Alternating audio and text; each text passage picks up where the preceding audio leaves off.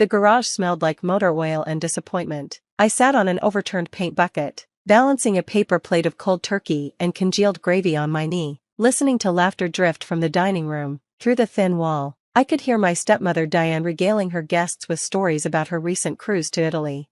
"Pass the stuffing, Brandon," her voice carried clearly. "Your father would be so proud to see you at the head of the table." My father, who'd been dead exactly 3 months, whose chair my stepbrother now occupied like he'd won it in battle. My phone buzzed. Text from Marcus Chin. "My lawyer, Sophia. Call me ASAP. Documents ready." I set down the plate of leftovers, if you could call the dried edges and cold centers leftovers when everyone else was still eating the main meal, and stepped outside to call him. "Happy Thanksgiving," Marcus said, and I could hear the smile in his voice. "I have news that'll make yours much happier. Please tell me." The deed cleared. "The house is officially yours, as is everything else your father left you." Diane's contest was thrown out. The judge called it frivolous and without merit. I leaned against the garage door, my legs suddenly shaky. "It's done? It's really done? Signed, sealed, and delivered. The house at 47 Maple Grove is legally yours, along with his investment portfolio, the cabin in Tahoe, and the rental properties. Congratulations. You're now the sole owner of everything." "What about Diane's claim that the will was forged?" "Dismissed. Your father's lawyer had video of the will signing, remember? Pretty hard to claim forgery when there's HD footage of him stating his intentions clearly." Through the garage window, I watched Diane pour wine from what I recognized as my mother's crystal decanter, one of the few things that had survived Diane's purge of mom's belongings after she moved in. "Marcus," I said quietly, "how fast can you get eviction papers drawn up?" "Already done. 30-day notice to vacate." "Very generous, considering she has no legal right to be there." "Want me to send them over?" "Bring them, but not yet. Let them finish dinner first." "You sure? That's very patient of you." I looked at my cold plate abandoned on the paint bucket. "I've been patient for 7 years. I can manage another hour." After we hung up, I didn't go back to the garage. Instead, I walked around to the side of the house, my house, and peered through the dining room window. The table was set with my grandmother's china. The one Diane had claimed was too old-fashioned when I'd asked to use it for my college graduation dinner. 14 people sat around the table, none of them related to me by blood. There was Brandon, my stepbrother, carving turkey like he was born to it, his wife Cheryl beside him, wearing the pearl necklace I'd seen in my mother's jewelry box just last week, Diane's sister Patricia, her husband, their 3 kids, Diane's parents, even her hairdresser and personal trainer had made the cut. But not me, not my father's only biological child. "Ungrateful kids eat in the garage," Diane had announced when I'd arrived an hour ago, holding the store-bought pie I'd managed to afford. "You chose to be difficult about the will, so you can eat like the backstabbing little witch you are." I'd tried to explain that contesting her contest wasn't being difficult, it was protecting what my father had explicitly left me, but she'd slammed the door in my face, leaving me with a plate of scraps and instructions to be grateful I'm feeding you at all. Now I watched them toast with my father's wine collection, the one he'd been saving for special occasions. Apparently, his death was special enough. My phone rang. Amy, my best friend since middle school. "How's the garage?" she asked without preamble. "Still cold and depressing?" "Actually, I'm outside, enjoying the show through the window." "That's creepy, sophomore. So is making your stepdaughter eat in the garage on Thanksgiving. Besides, I just got the best news. The will, everything, the house, the investments, all of it." Diane's contest failed. Amy hooped so loud I had to pull the phone away from my ear. "Finally, when are you kicking her out?" "Soon. Marcus is bringing the papers." "Want backup?" "I can be there in 20 with my brothers. You know they've been dying to see Diane get what's coming to her." "No, I want to do this myself, but maybe come by later? We can order Chinese and eat it in the dining room, at the big table, with the good china?" "With all the good china." I hung up and walked back to the garage, but not to eat. Instead, I started examining the boxes stacked along the walls. Diane had been steadily moving things out here over the years. Decluttering, she called it. I called it erasing my mother. Box after box of family photos, my parents' wedding album, my baby pictures, mom's art collection, dad's first edition books, all the things that made this house a home before Diane arrived with her modern aesthetic and determination to renovate away every trace of our life before her. In one box, I found the Thanksgiving decorations Mom and I used to put up every year, hand-painted turkey place cards with our names in her careful script, the ceramic pilgrim figurines I'd made in 3rd grade, the thankful tree where we'd hang paper leaves with our gratitudes written on them. I pulled out one faded leaf. My father's handwriting still clear, thankful for my daughter Sophia, who makes every day brighter. The tears came then. 7 years of them. 7 years of Diane slowly pushing me out. 7 years of Brandon taking my place at the table. 7 years of being told I was ungrateful, difficult, dramatic for wanting to remain part of my own family. But Dad had seen it. He'd known what would happen when he was gone. Make sure Sophia gets the house. He'd told his lawyer on that video. Everything goes to Sophia. Diane has her own money. She doesn't need mine. But Sophia needs to know she'll always have a home. A car pulled into the driveway. Marcus stepped out, briefcase in hand, looking like corporate efficiency even on Thanksgiving.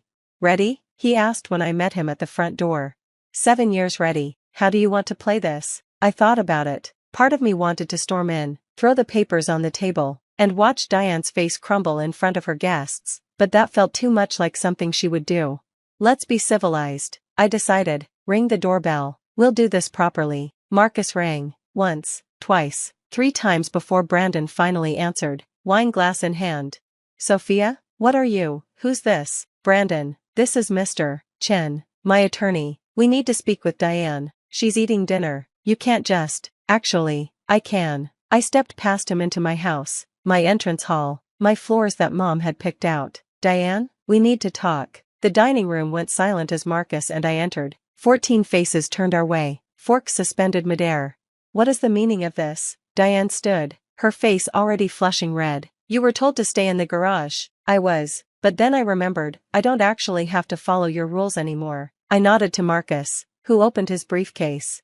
Mrs. Patterson, he began formally. I'm here to inform you that the Superior Court has upheld Mr. David Lynn's last will and testament. All assets, including this property, have been legally transferred to Ms. Sophia Lynn. That's impossible, Diane sputtered. My lawyer said, your lawyer was wrong. The will was valid, properly executed, and witnessed. Your claim of undue influence was dismissed, as was your claim of mental incompetence, as was your claim of forgery. But I'm his wife. I corrected quietly. You were his wife, and California is a community property state. But this house was purchased before your marriage with inheritance from his parents. It was never community property. Marcus pulled out a manila envelope. This is your 30-day notice to vacate. You have until December 25th to remove yourself and your belongings from the premises. Christmas? Patricia gasped. You're evicting her at Christmas? She made me eat Thanksgiving in the garage. I replied evenly. Christmas seems generous. Diane sank into her chair, my mother's chair. Actually, this is ridiculous. David would never what? I pulled out my phone, scrolled to the video Marcus had shared with me. Would never leave everything to his daughter? Would never want to make sure I was taken care of? Let's see what Dad actually said. I hit play. My father's face filled the screen, thin from the cancer but his eyes still sharp. I, David Lynn, being of sound mind and body, do hereby leave all my earthly possessions to my daughter, Sophia Lynn. The house on Maple Grove, where she grew up, where her mother and I raised her, belongs to her. I know Diane will contest this. I know she'll try to take it from her. But I need Sophia to know, that house is hers. It will always be hers. No one can take her home away from her. His voice cracked on the last line. Several of Diane's guests looked uncomfortable. The video continued. To my wife Diane, I leave my blessing to use her own considerable assets as she sees fit. She came into this marriage with wealth. She'll leave it with the same, but what I built, what I inherited, what matters to me, that goes to my daughter, my only child, my everything. I stopped the video. The dining room was silent except for the grandfather clock ticking in the hallway. You can't do this, Brandon said finally. Mom's lived here for 7 years. This is our home. No, I said firmly, this is my home. You have a condo in San Francisco. Diane has the house in Marin she kept from her first divorce. You have places to go. This is the only home I've ever known. You're being vindictive, Diane hissed. Just like your mother, petty and vindictive. My mother was a saint who welcomed you into her home when Dad got sick. She died thinking you'd take care of us both. Instead, you cremated her against her wishes, scattered her ashes without telling me where, and redecorated her house before the funeral flowers had wilted. Gasps from the guests. Apparently, Diane had told a different version of that story. Get out. Diane stood, shaking. Get out of my house. Your house? I laughed. Actually laughed. Diane, this stopped being your house the moment Dad's heart stopped beating. You just didn't know it yet. Marcus stepped forward. Mrs. Patterson, I suggest you review these documents carefully. The eviction is legal and will be enforced. Any damage to the property or removal of items not explicitly yours will result in criminal charges. Criminal, how dare you? How dare I? I looked around the table, at all these people eating in my home while I'd been banished to the garage. How dare I claim what's legally mine? How dare I honor my father's wishes? How dare I want to eat Thanksgiving dinner in my own dining room? I picked up the plate at my father's place, Brandon's place now, and scraped the remains into the trash can Diane kept discreetly in the corner. You know what? Keep eating, enjoy the meal, drink the wine, use the good china, because it's the last Thanksgiving you'll ever have in this house. Sophia, please, Cheryl spoke up, fingering Mom's pearls nervously. Can't we discuss this like family? Family? I turned to her. Was I family when you went through my mother's jewelry box? Was I family when Brandon sold Dad's car without asking me? Was I family when Diane changed the locks while I was at college? Was I family an hour ago when I was eating cold turkey on a paint bucket? No one answered. Here's what's going to happen, I continued. You're going to finish your dinner, then you're going to leave. All of you. Diane, you can come back tomorrow to start packing. Brandon, that office you've taken over? I need it cleared by Monday. Cheryl, the pearls stay. They were my mother's. You can't just. Cheryl's hand went to her throat.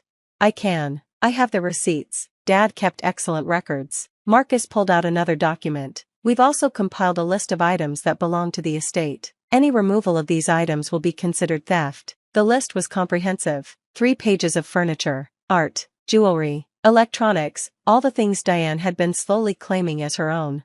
This is insane, Patricia said. Diane, call your lawyer. I did, Diane whispered. He dropped me yesterday, said the case was unwinnable. Smart man, Marcus observed. I walked to the window, looking out at the backyard where Mom had planted roses, where Dad had pushed me on the swing set, where we'd had barbecues before everything changed. I'm going upstairs to my room, I announced. You have 1 hour to finish and leave. Marcus will wait outside to ensure everyone exits. Tomorrow, the locks will be changed. Where am I supposed to go? Diane's voice had gone shrill. The garage is free, I suggested. I hear ungrateful wives sleep there. Or maybe Patricia will take you in. After all, family helps family, right? I left them sitting there, their feast turned to ash in their mouths, and climbed the stairs to my childhood bedroom. Diane had turned it into a guest room, but I could still see the faint outline where my poster had hung, still feel the memories soaked into the walls. I sat on the bed and called Amy. Bring the Chinese. And champagne. Good champagne. They gone? Almost. Diane just found out she's homeless for Christmas. Karma's a bitch. No, I corrected, looking around my room, my house, my inheritance. Karma's a 25-year-old woman who just inherited everything her stepmother thought was hers. Through the window, I watched Diane's guests scurry to their cars, doggy bags forgotten, holiday cheer extinguished. Diane herself stood in the driveway, cell phone pressed to her ear, probably calling every lawyer in the Bay Area. Brandon loaded boxes into his Tesla, boxes that I was pretty sure contained things from the do not remove list. I texted Marcus, Brandon's trunk, check it. A moment later, I watched Marcus approach Brandon, who reluctantly opened the trunk. Even from my window, I could see him pulling out silver candlesticks, photo albums, and what looked like Dad's watch collection. The great Thanksgiving feast was over, the pretend family scattered to the wind, and for the first time in 7 years, I was home, really, truly home. My phone buzzed, a text from a number I didn't recognize. Sophia, this is Patricia. What Diane did was wrong. We didn't know about the garage. I'm sorry. I didn't respond. Sorry was just a word. It didn't give me back 7 years of being treated like an intruder in my own home. By the time Amy arrived with bags of Chinese food and bottles of champagne, the house was empty except for the lingering smell of turkey and betrayal. To your dad, Amy said, raising a glass in the dining room where, just hours ago, I hadn't been welcome. He knew exactly what he was doing. To Dad, I agreed, then added, and to eating Thanksgiving dinner wherever the hell I want. We clinked glasses, the crystal singing a clear, bright note that seemed to chase away the shadows. Outside, the November night was cold and dark, but inside my house, everything was finally warm and light and right. Diane could eat in the garage for all I cared. Or better yet, she could find her own table. This one was mine.